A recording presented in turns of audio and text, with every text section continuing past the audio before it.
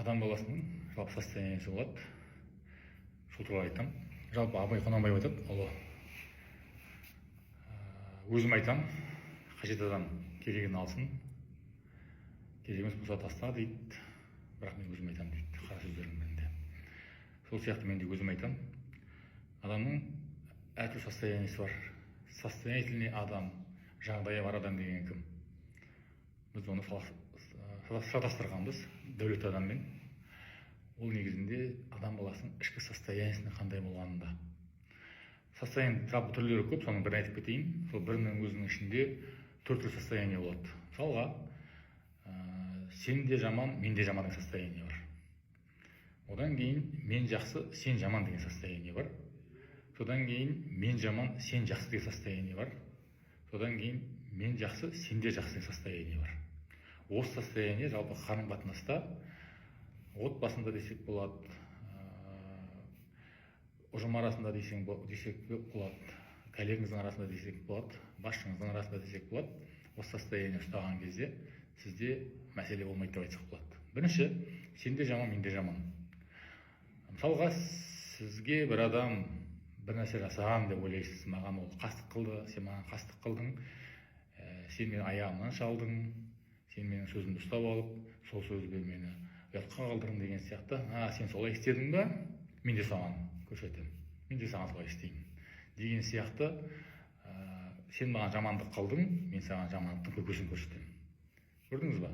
Сен жаман, яғни мен де саған жамандық көрсетсем, мен де жаманмын. Одан кейін мен жақсы, сен жаман. Ол қандай? Сен бүйтпейдің ба? Сен бүйтпейсің ба? Неге үйттің? Неге бүйттің? Кінәлау состояниесінде болған кезде мен жақсымын, мен білемін, сен білмейсің. Сен соны да білмейсің, мен білемін деген сияқты. Ол оны да білмейді, мен білемін деп тұр, жасырын ойларымен. Адам айтуы мүмкін, шынымен білмей жатса не болады деген сияқты. Әңгіме жоқ. Егер шынымен білмей жатса, сіз одан тәжірибеңіз болатын болса, ол состояниеде айтамын қазір. Келесі состояние, мен жаман, сен жақсы. Ол қалай? Сізге бір адам бір нәрсені айтады, ақыл кеңесін береді, осылай көрсетіп жатады. Сол кезде іштей, сен керімсің, сен білесің, сен өзіңді білемін деп ойлап тұрсың ғой, сен мықтысың ғой, сен жақсың деп тұрсың, типа, мен жаманмын, жаман бола қояйын деген сияқты агрессивный ойлар болады, ашулар, іштей ыза, реніштер болады. Одан кейін сен де жақсы, мен де жақсы. Ол сырттай көрінбеуі мүмкін, сырттай мүмкін сен жаман, мен жаман деген сияқты позиция тұрған сияқты болуы мүмкін. Бірақ адам баласының ішкі ойын, ішкі состояниесін, жағдайымызды білмейміз ғой. Сол сияқты сіз тек қана өзіңізді білесіз.